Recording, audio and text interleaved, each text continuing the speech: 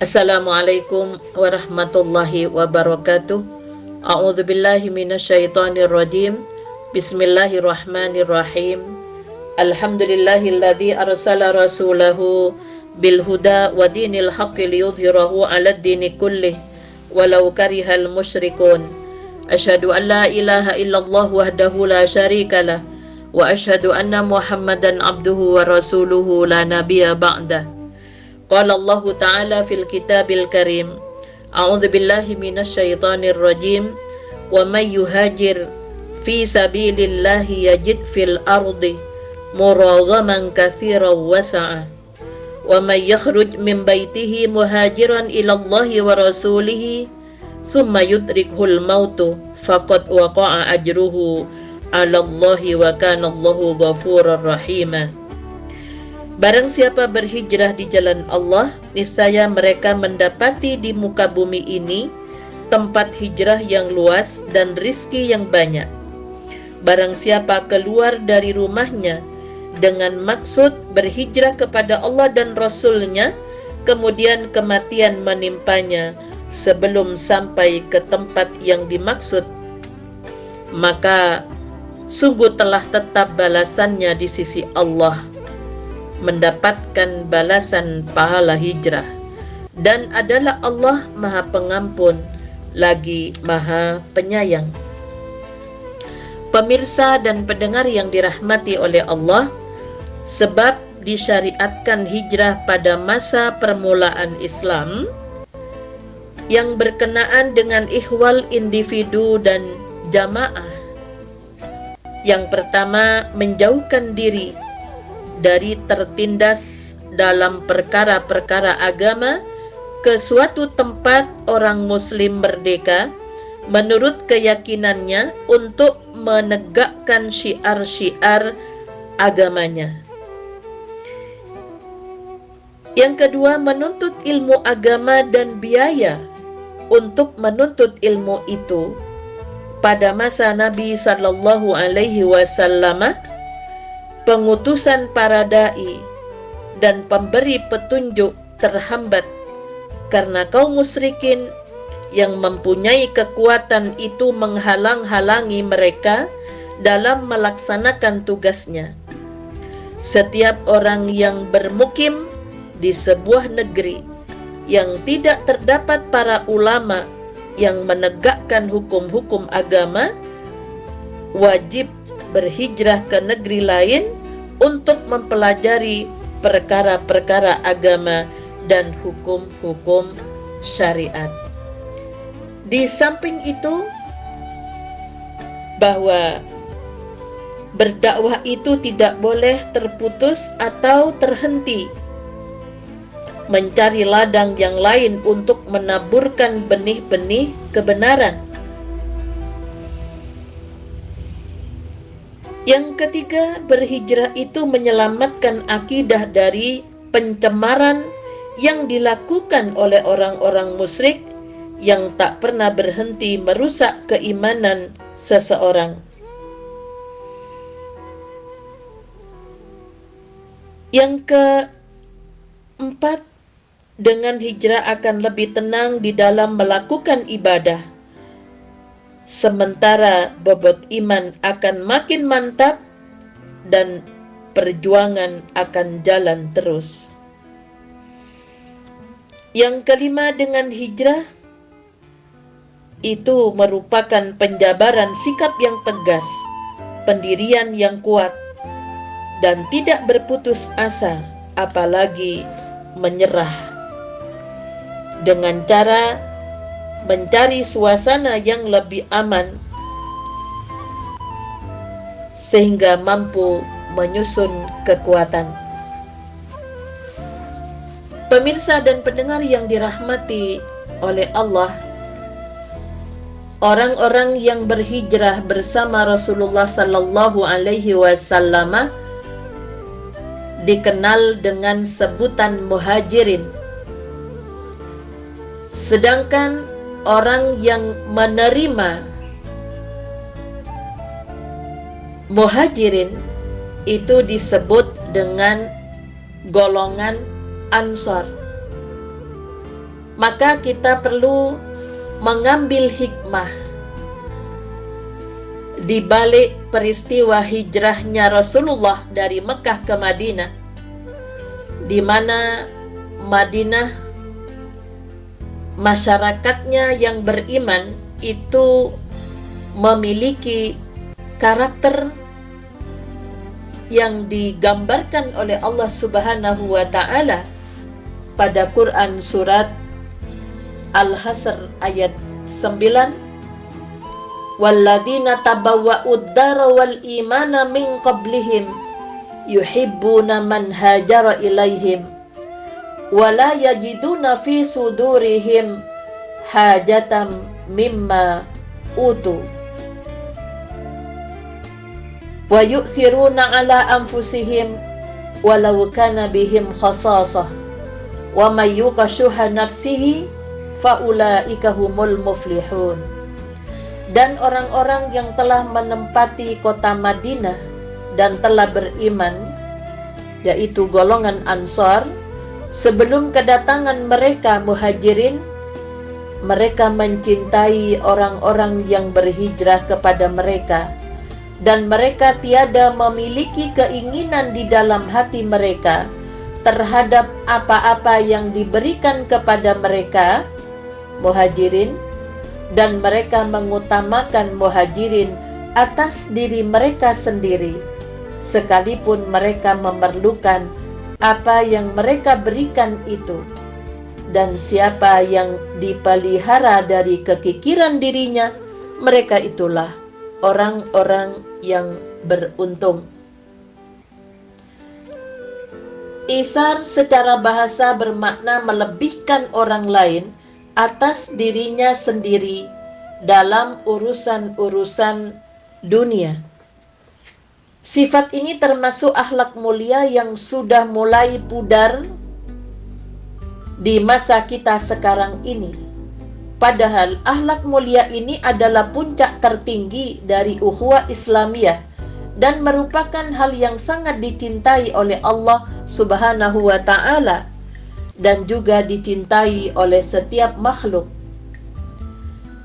Memang jika kita lihat dari timbangan logika, hal ini merupakan hal yang sangat berat, mengorbankan dirinya sendiri demi kepentingan orang lain tanpa mendapatkan imbalan apapun. Akan tetapi di dalam agama Islam, hal ini bukanlah suatu hal yang mustahil. Tinta emas sejarah telah menuliskannya bagaimana sikap Isar kaum muslimin terhadap saudaranya. Allah Subhanahu wa Ta'ala berfirman mengenai sambutan orang Ansar terhadap Muhajirin. Ada beberapa keutamaan Al-Isar, bahwa seseorang yang mempunyai sifat Al-Isar akan mendapatkan keutamaan yang sangat banyak. Di antaranya yang pertama adalah akan dicintai oleh Allah Subhanahu wa Ta'ala. Yang kedua, akan dicintai oleh manusia. Sebagaimana sabda Rasul As-Sa'idi radhiyallahu anhu berkata, seseorang mendatangi Nabi dan bertanya, "Wahai Rasulullah, tunjukkan kepadaku suatu amal, jika aku mengerjakannya aku akan dicintai oleh Allah dan dicintai pula oleh sekalian manusia."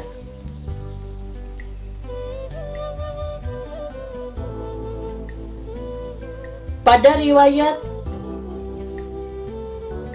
Abul Abbas Sahal bin Sa'ad As-Sa'idi radhiyallahu anhu, ia berkata, ada seseorang yang datang kepada Rasulullah sallallahu alaihi wasallam, "Wahai Rasulullah, tunjukkan kepadaku satu amalan yang jika aku mengamalkannya maka aku akan dicintai oleh Allah dan dicintai manusia. Nabi sallallahu alaihi wasallam menjawab, zuhudlah terhadap dunia, niscaya engkau dicintai Allah, dan zuhudlah terhadap apa yang dimiliki manusia, niscaya engkau dicintai manusia. Seorang yang zuhud kepada Allah tentunya akan terhindar dari ketamaan untuk senantiasa mengejar urusan dunia untuk memenuhi keinginan dirinya. Mereka tentu akan lupa akan kematian. Sedangkan seorang yang zuhud dari apa yang dimiliki manusia, maka ia akan dicintai oleh saudara-saudaranya, ia akan dicintai oleh kerabat dan teman-temannya.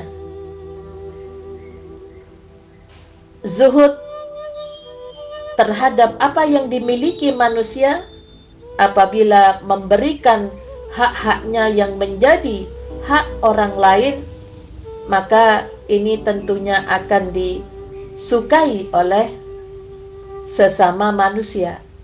Sedangkan isar mendahulukan kepentingan saudaranya dibanding dengan dirinya sendiri, maka akan menumbuhkan kecintaan yang lebih besar daripada itu. Karena tabiat seseorang adalah mencintai orang yang berbuat baik kepadanya dan berkorban untuknya. Yang ketiga, akan dimudahkan urusannya di dunia dan dilepaskan dari kesusahan di akhirat. Rasulullah sallallahu alaihi wasallam bersabda, siapa yang melepaskan kesusahan seorang mukmin di dunia, niscaya Allah akan melepaskan kesusahannya di akhirat.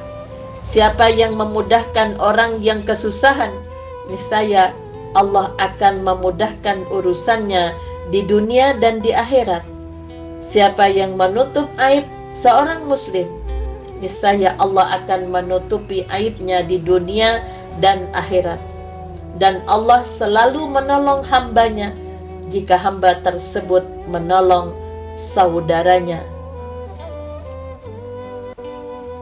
Pemirsa yang dirahmati oleh Allah Subhanahu wa ta'ala, terkait dengan hadis yang diriwayatkan oleh Muslim, pada seseorang yang memiliki sikap isar, maka orang-orang akan mengenalnya sebagai sosok yang mudah membantu dan suka berkorban. Maka orang-orang akan merasa berhutang budi dan akan balik membantunya dengan senang hati dikala ia kesulitan. Sehingga dengan izin Allah Ta'ala, kesulitan-kesulitannya di dunia akan menjadi mudah, dan di akhirat Allah Ta'ala akan memberikan pertolongan kepadanya.